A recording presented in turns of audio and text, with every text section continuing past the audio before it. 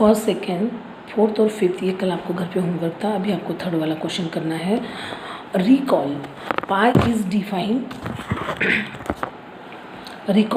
Is defined as the ratio of the circumference. Circumference बोले तो circle की जो बाउंड्री है उसको आप सरकमफरेंस बोलते हैं। जैसा आपके पास स्क्वायर, रेक्टेंगुलर, ऐसा जो भी शेप दिया है उसकी जो बाउंड्री रहती है वो बाउंड्री को अपने को क्या बोलना है, पेरीमीटर बोलते हैं। वैसे ही इसके सर्कल के बाउंड्री को क्या बोलते हैं, सरकमफरेंस। से सी, उसको कैसे डिनोट करते हैं, सी से। Of a circle of its diameter, diameter बोले तो उसका लेंथ, रेडियस से यानी सेंटर में से एक सर्कल के एक इधर के पॉइंट को और इधर के पॉइंट को टच होता है वो डायमीटर रहता है। यानी आपको सेंटर में से एक लाइन जो निकलती है, that is pi is equal to C upon D. This seem to contradict the fact pi is a irrational. Pi ये इरेशनल है, ये आपको कॉन्ट्राडिक्ट बताना है। How will you resolve this contradiction, आप कैसा वो रिसॉल्व करेंगे यानी सॉल्व कैसा करेंगे आपको बताना है। देखिए बेटा यहाँ पे आपको C अपॉन डी यानी circumference upon diameter is equal to 3.5। Madam ये कैसा है, अभी आपके पास मैंने डायमीटर बोला तो ये सेंटर है, सेंटर की पूरी लेंथ को आपको क्या बोलना है, डायमीटर। सरकमफरेंस बोले तो इसकी जो बाउंड्री की जो लेंथ है उसको आपको क्या बोलना है, सरकमफरेंस। आप सर्कल छोटा लो बड़ा लो, आपको जो सर्कल की साइज़ लेना है वो सर्कल का रेडियस लेके आप सर्कल निकाल सकते हैं। वो सर्कल की सरकमफरेंस, मैडम इसका सरकमफरेंस हम स्केल से कैसे गिनेंगे, तो इसको थ्रेड से गिनना है। ऐसा ऐसा थोड़ा थोड़ा थ्रेड रख के, थ्रेड से गिन के उसको स्केल पे मेज़रमेंट रख के उसका जो भी डिस्टेंस आएगा वो आपको कहाँ लिखना है, न्यूमरेटर में लिखना है।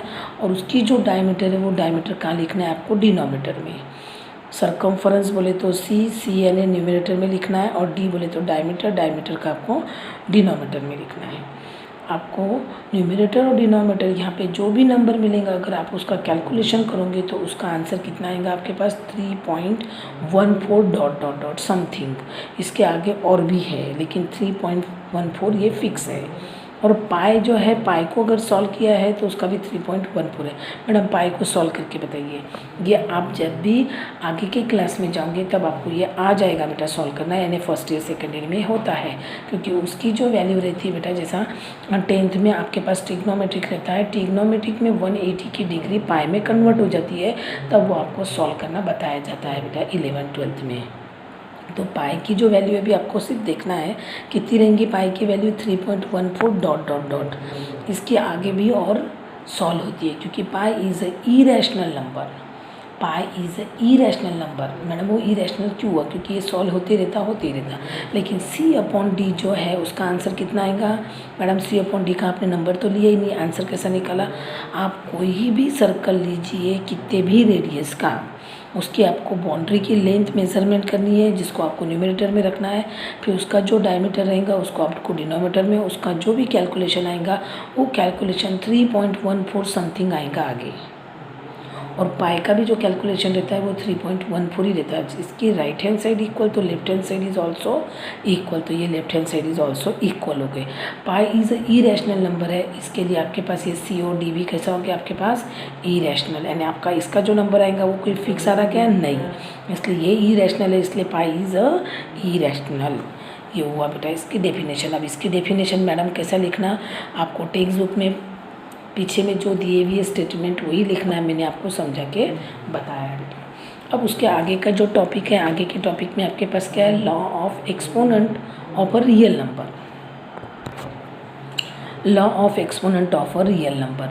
अब एक्सपोनेंट, लॉज ऑफ एक्सपोनेंट्स बोले तो ये आपने बेटा 7th में लॉज पढ़े हुए हैं।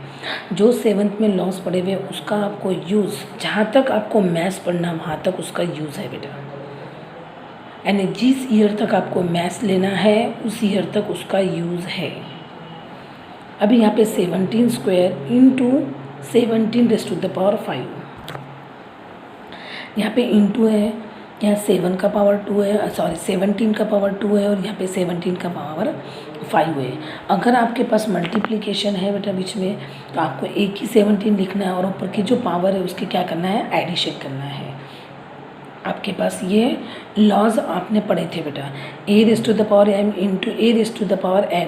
अगर बेस आपके पास इक्वल है तो पावर की क्या करना है, एडिशन की। अपन ने एडिशन तो क्या हो गया, 17 पावर 7, 17 पावर 7। सेकंड इसमें आपको क्या दिया हुआ है बेटा, यहाँ पे 5 का पावर 2 है और उसका ही पावर 7 है, यानी पावर 2 पावर है, तो अपने पास पावर की क्या हो जाएंगी मल्टीप्लिकेशन, तो 5 इन पावर कितना हो जाएगा 14। आपके पास ये भी लॉज है a raise to the power m raise to the power n, यानी आपके पास पावर को पावर है तो पावर की क्या किया अपन मल्टीप्लिकेशन कर दिए, यानी a raise to the power कितना हो गया m इंटू n। यहाँ पे भी सेम वैसे ही किए बेटा, जो नंबर को अभी अब मैंने सॉल्व करके बताई वो भी नंबर को वैसे ही किया अपन ने, पावर की मल्टीप्लिकेशन करके वो लिखे, यानी 5 रेस टू द पावर 14। फिर यहाँ पे आपको क्या दिया हुआ है, डिनोमिनेटर और न्यूमरेटर में नंबर दिया है बेटा 23 raise to the power 10 upon 23 raise to the power 7। अगर आपको ऐसा पावर और नंबर्स डिवीजन में होगा तो आपके पास क्या करना है, लॉज में आपको माइनस करना है, जो मैं यहाँ पे आपको बता रही हूँ बेटा। देखो अगर आपके पास डिनोमिनेटर और न्यूमरेटर में आपके पास जो भी नंबर है लेकिन नंबर का बेस कैसा है, एक सेम है, पावर चेंज है, तो ऐसे समय पे आपको एक ही लिखना है नंबर और पावर की क्या करना है सब्ट्रैक्शन। ये देखो यहाँ पे मैंने करके दिया है बेटा 23 raise to the power 3, 23 raise to the power 7, एक ही बार लिखे 23, 10 माइनस 7 कितना हो गया 3। अभी आपके पास यहाँ पे 4th नंबर का जो क्वेश्चन दिया है, क्या दिया हुआ है आपके पास, दोनों की पावर सेम है और बेस कैसा है different, 7 raise to the power 3 और 9 रेस टू द पावर 3। अगर आपके पास पावर सेम है तो जो नंबर बेस है उन दोनों का मल्टीप्लिकेशन करके एक पावर लिखना है, जैसे यहाँ पे आपके पास 4th वाला लॉज। अगर आपके पास दोनों की पावर कैसी है सेम है और बेस कैसा है डिफरेंट, तो बेस का इंटू करना है, यानी मल्टीप्लिकेशन करना है और एक ही बार पावर लिखना है। यहाँ पे आपको 7 raise to the power 3, 9 raise to the power 3, 7 into 9 raise to the power 3 यानी 63 पावर 3 आ गया। यहाँ पे आपको कुछ उसके लॉस के बारे में दिए हुआ है, देखो ये चारों लॉज है, उसके चारों लॉस के एग्जाम्पल दिए हुए बेटा। फिर यहाँ पे आपको क्या बोले हुआ है, a raise to the power 0, यहाँ पे जो दिया है वो यहाँ पे मैं समझा दे रही हूँ बेटा। a raise to the power 0 is equal to कभी भी क्या लिखना है 1। अब a की जगह पे मैंने 2 का पावर 0 है तो 1, आपके पास कितना भी बड़ा नंबर है तो जैसा यहाँ पे 1000 आ गया, रेस टू द पावर अगर 0 है तो उसका आंसर कितना आएगा 1, कितना आएगा बेटा 1। अभी यहाँ पे आपके पास 6 नंबर का laws 1 upon a raise to the power n, 1 upon a raise to the power n। अगर आपके पास ये पावर ऊपर चलेगी तो क्या हो जाएंगी नेगेटिव में, क्या होगी नेगेटिव में। सेम वैसे यहाँ पे अपने को एक एग्जांपल दिया है 17 पावर 2 इंटू 17 पावर -5। फिर यहाँ पे आपके पास दोनों का पावर सेम, सॉरी दोनों का बेस सेम है, पावर की क्या हो जाएंगी एडिशन, 17 2 प्लस -5, फिर यहाँ पे माइनस प्लस माइनस हो जाएगा, फिर 5 में से 2 गया तो -3 बची। अगर आपके पास माइनस है तो आप उसको ऐसा लिख सकेंगे तो क्या आ जाएगा 1 raise to the power 1 upon 17 power 3, क्या लिखे 1 अपॉन 17 का पावर कितना लिखे 3। ये हो गया बेटा आपके पास जो लॉस के साथ में एग्जांपल दिए हुए वो। फिर यहाँ पे आपको और जो दिए हुए हैं बेटा, यहाँ पे आपको ये जो 2 लॉज है, लॉस के बारे में यहाँ पे आपको एग्जांपल सॉल्व करके दिए जो मैंने आपको बताया बेटा। और यहाँ पे आपको कुछ क्वेश्चन दिए हुए हैं वो भी मैं यहाँ पे आपको सॉल्व करके बता रही हूँ। अब यहाँ पे आपके पास जो दिए हुआ है पावर में दिए हुई बेटा, जो पावर दी हुई वो कैसी दी हुई फ्रैक्शन में। अरे अपने को बेस कैसा है सेम है लेकिन पावर कैसी दी हुई फ्रैक्शन में। अभी तक पावर आपने कैसी देखी थी बेटा, सिंगल नंबर में पावर देखी थी, लेकिन यहाँ पे आपको फ्रैक्शन में। तो लेकिन रूल वही रहेंगी, एक ही बार बेस लिखना है, पावर जो भी रहेगा उसकी क्या करना है एडिशन। फिर इसको अपन ने सॉल्व करें, दोनों का बेस सेम है, सॉरी दोनों का डिनोमिनेटर सेम है, तो यहाँ पे 2 + 1 डिवाइडेड बाय 3, तो 3 डिवाइडेड बाय 3 कितना आ गया 1, यानी 2 raise to the power 1 answer कितना आया 2। इसमें कहीं सेकंड वाला क्वेश्चन आपको क्या दिया हुआ बेटा, यहाँ पे भी पावर का पावर है, रूल वही है मल्टीप्लिकेशन का, लेकिन यहाँ पे फ्रैक्शन में है तब भी रूल वही अप्लाई करना है। 3 1/5 पावर जो है उसको मल्टीप्लिकेशन हो गया, तो यहाँ पे क्या आ जाएगा 3 4/5।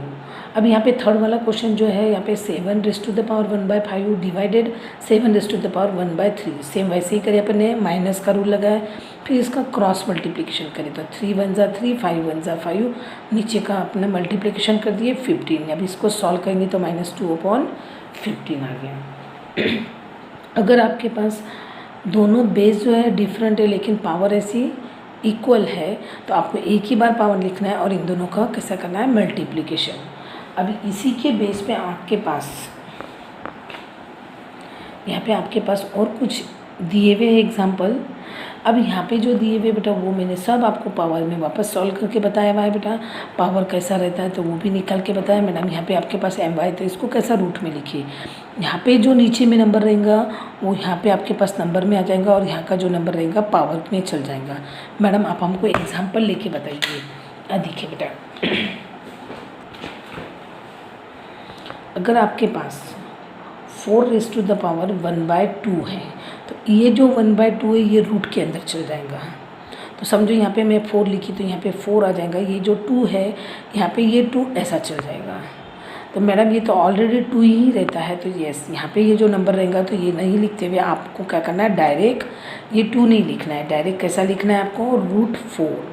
अब √4 बोले तो ये जो रूट है ये रूट की ही साइन है, यानी 1/2 की ही साइन है। यानी आपके पास यहाँ पे जो दिए हुए है नंबर अगर फ्रैक्शन में रहेगा तो वो उसका पावर में चले जाता है। फिर ऐसे ही कुछ आपको नंबर्स जो दिए हुए जो मैंने अभी सॉल्व करके बताया बेटा, ये पूरे नंबर्स वो है, और ये एक्सरसाइज घर पे आपको होमवर्क है। ये पूरी एक्सरसाइज घर पे आपको होमवर्क है, इसमें से जो नहीं आएगा वो मुझे कल डाउट में आपने पूछ लेना। फर्स्ट लेसन यहाँ पे आपका ख़त्म हो चुका है बेटा रिवीजन में। कल अपन सेकंड लेसन की रिवीजन स्टार्ट करेंगे।